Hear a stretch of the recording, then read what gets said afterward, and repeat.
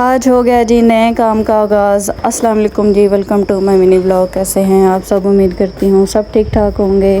और आज का हमारा ब्लॉग है जी बेसमेंट का। जो हमने चारपाइयाँ धोई थी उनकी पैनें डालने वाली थी, वो डाल ली हैं। और फिर क्या नाम है, ये बड़ी मुश्किल से पैन डली ना इसकी, हम निकाल तो बैठे लेकिन बड़ी मुश्किल से डली। फिर यहाँ पे हैदर साहब को मैंने बोला कि आप कारपेट बाहर निकाल लें क्योंकि चारपाइयाँ अंदर सेट करनी थी। तो यहाँ पे हमने सारा सेटअप किया है, चादरें वगैरह बिछाई हैं, क्लीन बाहर बिछाया है।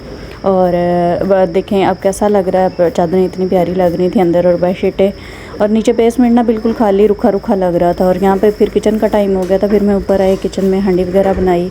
तो हांडियाँ वगैरह बना के, क्योंकि दोपहर का टाइम हो रहा था, खाने का टाइम हो रहा था, तो यहाँ पे फटाफट मैंने फिर सब्ज़ी वगैरह काटी। सब्ज़ी वगैरह काट के तो एक जगह पे मैंने चिकन का सालन बनाया, क्योंकि ये डाइट सालन है।